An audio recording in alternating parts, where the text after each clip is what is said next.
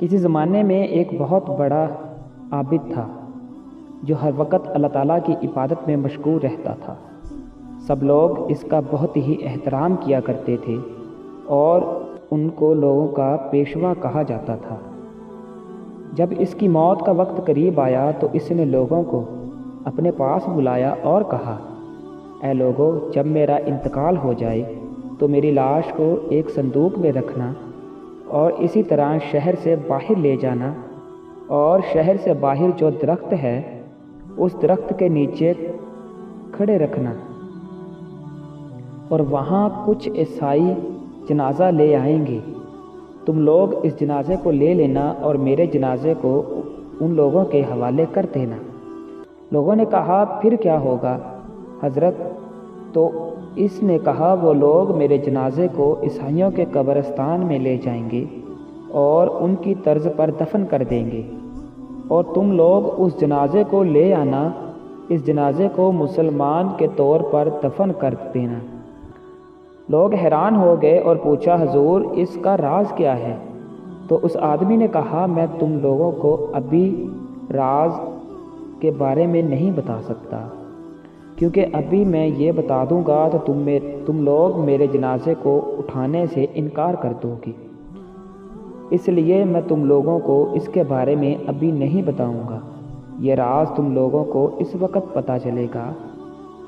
آخرکار جب کچھ دن بعد اس کا انتقال ہو گیا اور انتقال کے فوراً بعد ہی اس کا چہرہ بگڑنے لگا، تو ان لوگوں نے اس کی لاش کو غسل دیا اور کفن پہنانے کے بعد اس کی وصیت کے مطابق اس کے جنازے کو شہر سے باہر لے گئے اور اس درخت کے پاس پہنچ جاتے ہیں اور وہاں کھڑے ہو کر اس ایک جنازے کا انتظار کرتے ہیں۔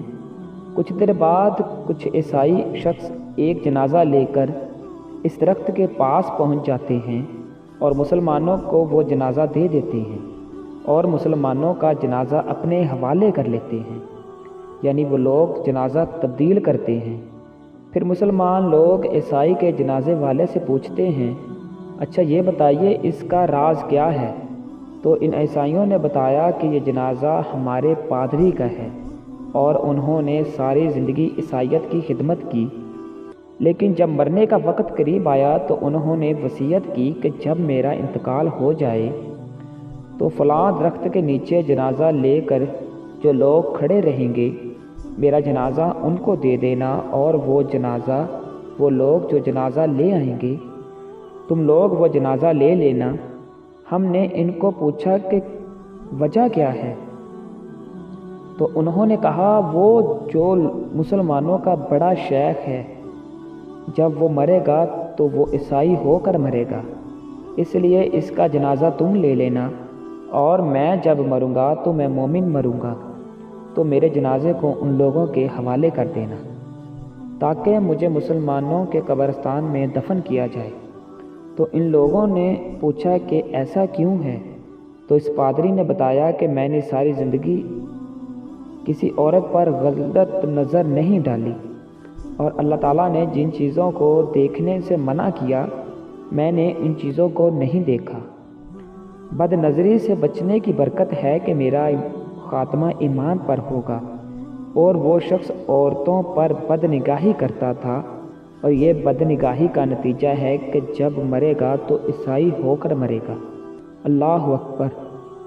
اللہ تعالیٰ سے دعا ہے کہ یا اللہ، تو ہمیں برے کاموں سے روک لے جس سے تو ناراض ہوتا ہے، اور ہمیں اپنے پیارے حبیب کے صدقے معاف کر دے، اور ہمارے بے حساب و کتاب مغفرت فرما۔ آمین۔